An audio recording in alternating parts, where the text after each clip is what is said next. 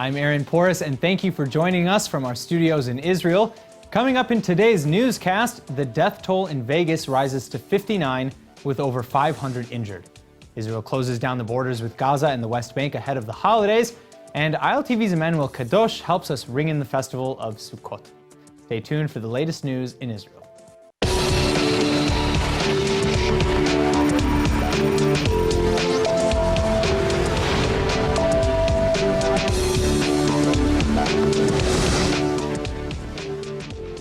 The world is still reeling from the horrific domestic terror attack yesterday in Las Vegas, the deadliest mass shooting in American history.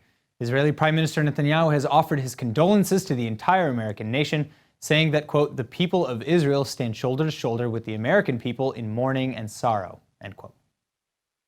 Las Vegas and the American people experienced a day of horror. The hearts of the people of Israel go out to the scores of innocent people murdered in cold blood. Our hearts go out also to the hundreds who are wounded.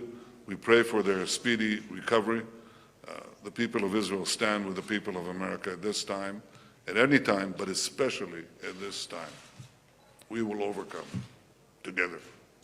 The Las Vegas police have just upped the death count to 59 and have confirmed that over 500 were injured after gunman Stephen Paddock opened fire on the Vegas Strip. 12 Israeli citizens were unaccounted for during the chaos, though the foreign ministry now says that they've all been safely located. Among the injured, however, is at least one Jewish woman who was shot and is now in the hospital undergoing surgery. Thankfully, her condition does not appear to be life-threatening at this time. The bloody aftermath of the day's tragic events are still ringing even here in Israel, where the Tel Aviv City Hall illuminated in red, white, and blue to show its solidarity with the bereaved American people. An investigation into Stephen Paddock's motives for committing such a horrific massacre has so far yielded little results. Paddock killed himself before police could apprehend him at the scene of the crime, where they discovered a .42 weapon arsenal. The world continues to grieve for the American people's loss. With an historic cabinet meeting currently in progress between Hamas and the Palestinian Authority, a reconciliation between the two rivals has never seemed more real. The United States is now weighing in on the matter, voicing its optimism for such a deal, but cautioning that the terms must include recognition of the Jewish state.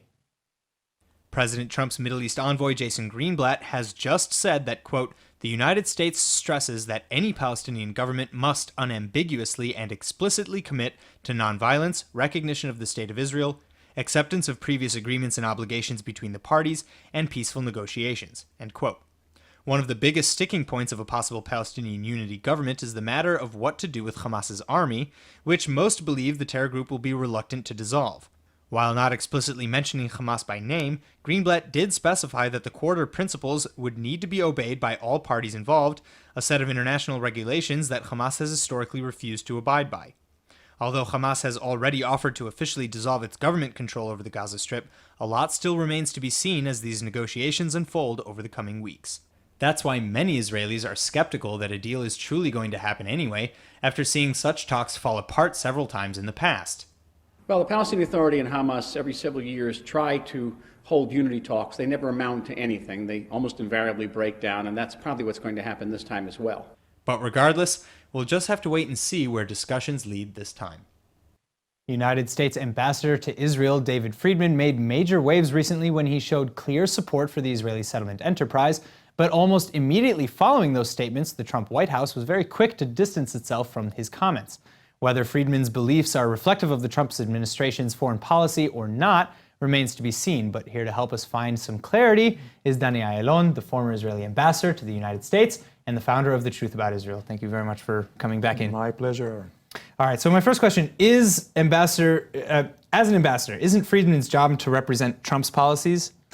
Well, absolutely, but I think we have here a unique circumstance whereby the ambassador is a personal friend of the president and very much appreciated, and they have full trust of each other, mutual respect. So in that sense, yes, he does speak for the president. He did not hide his ideology, supporting the settlements before the nomination.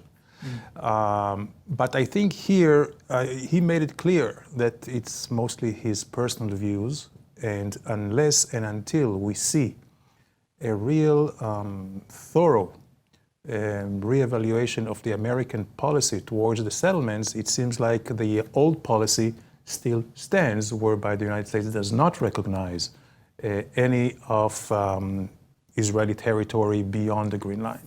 So do you think that there's going to be any sort of, maybe not as extreme, but any sort of reprimand or kind of, personal talk between Trump and Friedman where he says, tone down that talk? No, I don't think so. I think it will stay in the bureaucratic level. And as you see, it's, you have spokespersons from the State Department who always try to set the record straight. But I don't think it will make much wave, not in Washington, neither here, and not in the region either. So you don't think that, Israel will take Friedman as the face of the United States and say, hey, we have carte blanche to start building?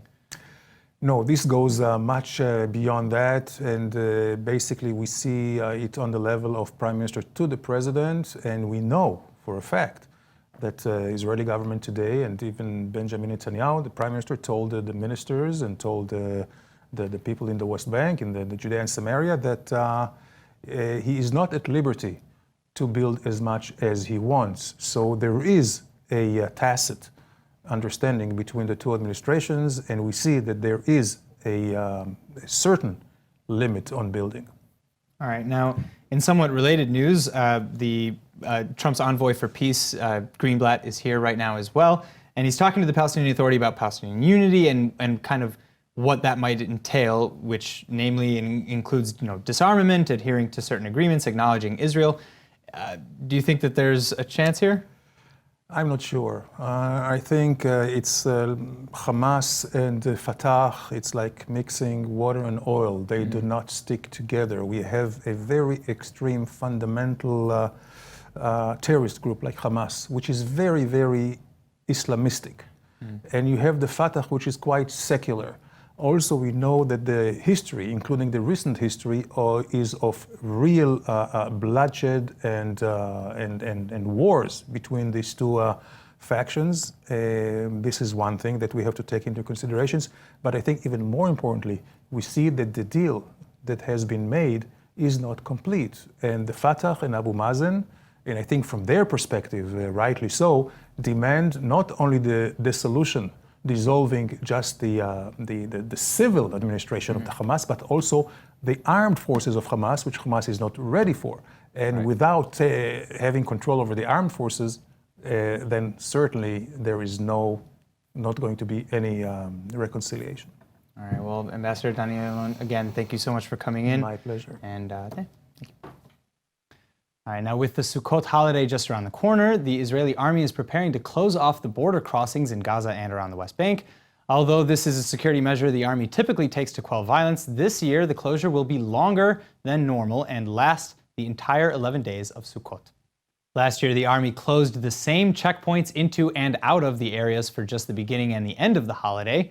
But this year, coming a week after a horrific terror attack claimed the lives of 3 Israeli officers in the Har Adar settlement, Israel has decided to seal off the borders for the full run of Sukkot, ending with Simchat Torah. Special permits for pre-approved medical needs will still be authorized for Palestinian travel, but otherwise the move is a security measure that the army regularly takes to maintain security during holidays. Now, Israel has had a very tense relationship with Cuba in the past, with 0 diplomatic ties between the two in nearly 44 years, so it's needless to say then that many were very surprised to learn that Knesset member Miri Regev has just taken a personal family vacation there. Here with the story is ILTV's Brett Allen Smith. So Brett, first of all, why is this causing so many waves? Well, Aaron, you've got to understand that this is the first time since '73 that an Israeli official has ever stepped foot on the island. And although the U.S. restored diplomatic ties with Cuba just a few years ago, Israel has held on to the economic embargo, one of the only countries in the world to do so. Castro infamously compared Israel to Nazis, accusing the IDF of genocide during the last Gaza war. So diplomatically speaking, things have been totally strained, to say the least. Yeah, I mean, I know that Castro, eventually softened on some of those claims years later. But then is there any chance Israel would then follow in the American example and try to rebuild a relationship? Sure, well, many actually believe so, since it could be a pretty good deal for both sides. Cuba is actually a very hot spot for Israeli tourism nowadays, though, again, less so for members of the government. And as a key player in Latin America, it would definitely be in Israel's interest to reopen some kind of relationship with Cuba.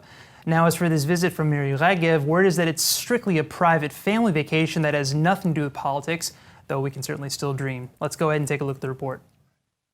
With official diplomatic relations severed since 1973, Israel and Cuba have had a strained relationship over the last few years.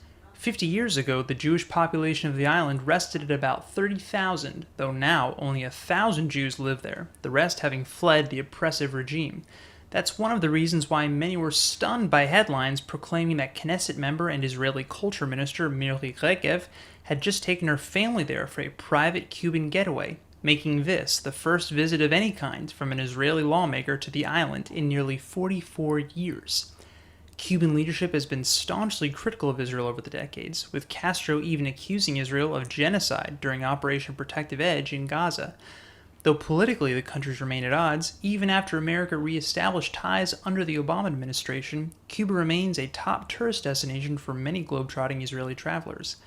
Not only that, but several Israeli businesses have Cuban dealings as well. And even as recently as last year, an Israeli diplomatic official was quoted saying Israel no longer had any conflict with Cuba, making the ongoing disconnect irrelevant.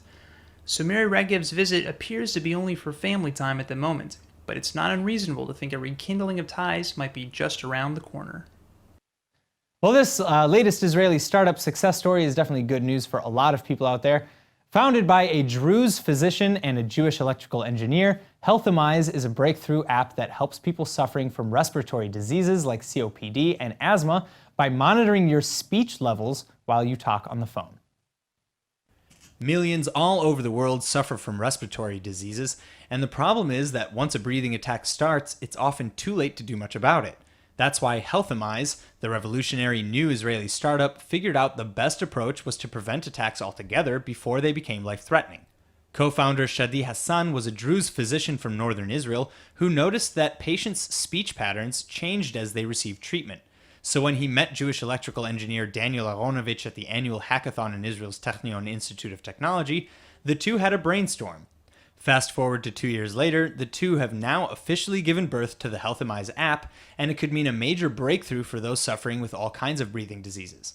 The app runs in the background of your phone through the cloud and monitors your speaking levels while you talk on the phone, using advanced tech to predict when a breathing attack might be on the way. And if a flare-up is on the horizon, the app even alerts your chosen medical expert to get a jump start on prevention and treatment. So if you're one of the millions struggling with asthma, heart failure, COPD, or even anxiety, you can breathe easy because Healthamize has your back. As society evolves, incorporating more and more advancements and innovations, an odd new phenomenon that we've never really seen before has appeared: back pain in children. Well, according to new research on the subject, this issue seems to be becoming an epidemic of sorts. And joining me now to tell us more about this issue, and more importantly, what's being done about it, is Dr. Yossi Dabush, a chiropractor from the Israeli NSA Chiropractic Center. Thank you very much for coming in, Yossi. Thanks for having me. Appreciate it. Now, what, in your words, what is causing this epidemic or phenomenon?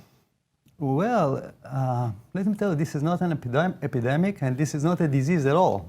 This is pain, and so let's go briefly about what pain is.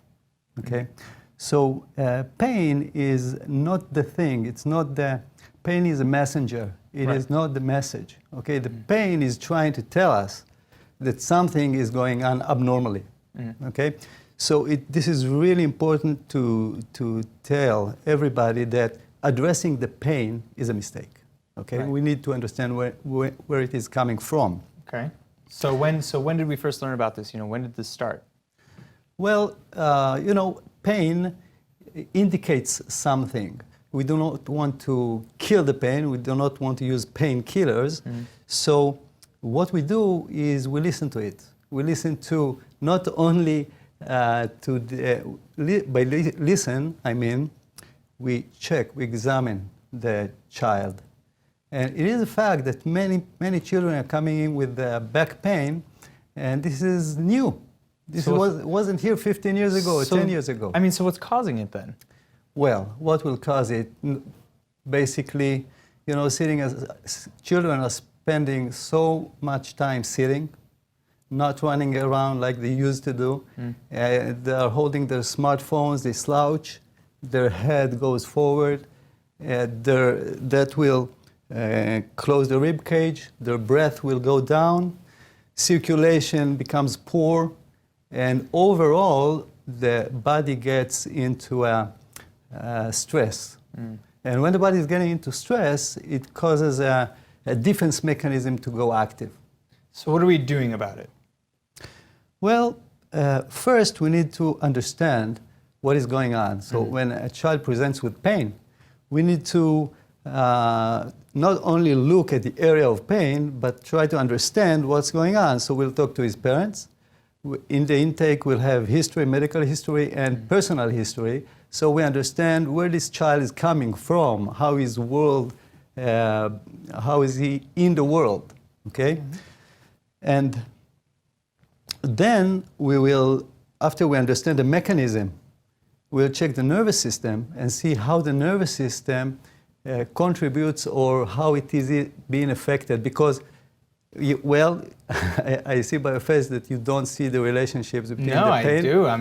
I'm kind of in shock because, I'm thinking about this and this sounds like all the problems that people have been warning adults for years, like stop slouching, maybe get up and move. Exactly. Okay. So by analyzing the nervous system, we have a chance to understand what's going on in this child's life. And then by doing the right action, I'm a chiropractor, I'm an NSA chiropractor, I will touch this child in different areas that will cause his nervous system to wake up. And and so nervous system restores function, normal function. So, we spend so much time talking about disease. Right. But disease is only maybe 8 to 10% of what's going on. The other 90% is not being discussed. I see. People in the other 90% are spending life in dis-ease. Okay, this is prior to disease. We want to take them from dis-ease to normal. So in just a few short words, because unfortunately we run out of time, what is your advice to society as a whole to avoid this problem? Well, first, get checked by chiropractors. It's crucial, really important to make sure the nervous system works well. Then, do your children a favor. Don't give them smartphones freely. Make sure they go out, they run around, they do sports. Make sure that they eat real food, okay? All of these combined will improve the situation greatly. All right, thank you so much, Dr. Yossi Dubush. Thank you. All right, now today is a big day for the scientific community because the first Nobel Prizes of the year have just been handed out. In a strange coincidence, though, two of the winners share the same dark history. The winner of the Nobel Prize for Physics is a man who fled the Nazis in 1939, and one of the winners of the prize in medicine is a man whose parents fled the regime before perishing in the Holocaust themselves. As you can see, neuroscientist Michael Rosbach of Brandeis University was all smiles as he toasted his team's win of the prestigious Nobel Prize for Medicine. So let's see, where do I begin here? I guess I'll begin with the fact that a phone call at 5:10 this morning destroyed my circadian rhythms by waking me up. Circadian rhythms, or the body's inner natural clock that regulates sleep, behavior, and body temperatures among many other functions, has been the center of Rosbach's studies for years. His breakthrough research, which just netted him the coveted prize, represents a major step forward in mankind's understanding of the body's natural rhythms. Using fruit flies, the team was able to locate and isolate the gene responsible for regulating the body's circadian rhythms, and was shocked to discover that the gene governs at least half of all gene expressions found in the human body. Now, physicist Rainer Weiss, who just received the Nobel Prize in Physics, was born in Germany in 1932 and escaped the Nazis' grasp when he was just 7 years old. His breakthrough research in gravitational waves has just confirmed one of Albert Einstein's oldest theories of the universe, a staggering discovery that united the efforts of nearly 1,000 researchers. Looks like man has just made not one, but two giant leaps forward for mankind.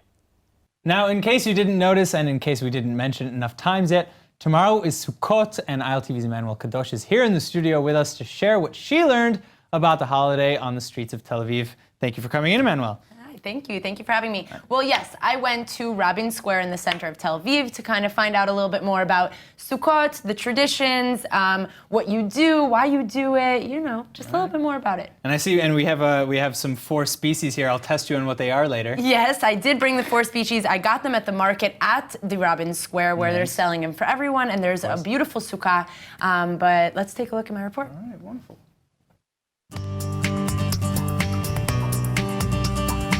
Both the Jewish holidays of Rosh Hashanah and Yom Kippur are past us, which means that the next Jewish holiday is Sukkot. So we're here right now in Rabin Square under this beautifully decorated sukkah, which is open to anyone and everybody here in Tel Aviv. And over there is a market where you could get the 4 species. We're gonna go find out a little bit more about Sukkot. The 4 species is a mitzvah, is a commandment God gave us. And we do this commandment because 2 main reasons. The first reason is because the 4 species stands for the 4 populations of the Jewish people. We have Lulav, Etrog, Adas, and Arava. Lulav stands for people with good deeds but not good thoughts. Etrog stands for people with good deeds and good thoughts. Adas stands for people with good thoughts but not good deeds, and Arava stands for people with bad deeds and bad thoughts. And the mitzvah says that you need all 4 species for the mitzvah to be complete. The second reason we do this mitzvah, this God commandment, is because God said so. God said so, so we gotta do it, right? So, I purchased my 4 species here from the beautiful market at Rabin Square, where it's available to anyone and everyone who wants to come and purchase. And now we're here under this decoration booth. I want to know why it's so important to decorate your sukkah. Oh, yep. Let's go find out. המצווה היא לעזוב את הבית הקבע ולעבור לסוכת ארעי. עכשיו, כשאנחנו נכנסים לבית, אנחנו תמיד רוצים שהבית שלנו יראה יפה, מקושט, שכיף להיות בו. ככה גם הסוכה. המצווה היא גם לישון בסוכה, אז אתה הופך את הסוכה לבית לכמה ימים, ל7 ימים. You definitely don't see that every day. So, what are some traditions of the holiday of Sukkot? Sitting around with my family in the sukkah, just hanging out, having a good time with everybody. For the most part, I like to eat in the sukkah. It's nice. We have a good meal in there. Do you sleep in the sukkah? Sometimes, yes. In the first holiday, I sleep. All the next days, I stay at home. It's better in the air condition. Those sound like great traditions to me. Spending time with your family, eating delicious food in a self-made sukkah, and days off from work. No wonder kids all across Israel are anxiously waiting for this holiday. חג שמח, חבר'ה. חג שמח. שיהיה חג שמח. חג שמח. חג שמח לכולם. שנה טובה. חג שמח שיהיה עם ישראל. Happy holiday. Love you all. Have fun. 4 מינים, 4 מינים. Happy holidays, everyone. Chag Sameach. Go enjoy your Sukkot holiday with your family and friends. Bye. Enroll in eTeacher's online Hebrew courses and quickly discover that it creates the deepest connection to Israel that you could ever imagine. And now for our Hebrew word of the day. Tomorrow night, the Festival of Booths and Tabernacles, aka Sukkot, begins, and one can hardly enjoy the festivities without knowing at least what in the world a tabernacle is. So today's word is mishkan, meaning tabernacle. Now, as promised, the definition of a mishkan, or tabernacle, is a temporary dwelling place that was commonly used by the Israelites during the time of the Exodus. The word tabernacle, which is super fun to say by the way, comes from the Latin tabernaculum, meaning a tent or a hut. A mishkan, however, is a specific kind of dwelling though, and its dimensions and construction instructions are very thoroughly detailed in the book of Exodus. Now, if you find yourself walking about and happening upon your Jewish neighbors praying, eating, or even living within their tabernacle or mishkan over the next week, then just remember that it's totally normal, it's part of the holiday celebration, and most will happily invite you in to learn more. So Chag Sameach, Chag Sukkot Sameach, everybody, and have a wonderful Sukkot. And with that, let's take a look at the weather forecast. Tonight will be clear to partly cloudy with a low of 70 or 21 degrees Celsius. Tomorrow you can expect a slight temperature drop with a high of 82 or 28 degrees Celsius. All right, that's it for today's news. Today's exchange rate is 3.54 shekels to the American dollar. Remember to sign up for our daily newsletter at ILTV.tv. I'm Aaron Porras. and thank you very much for watching.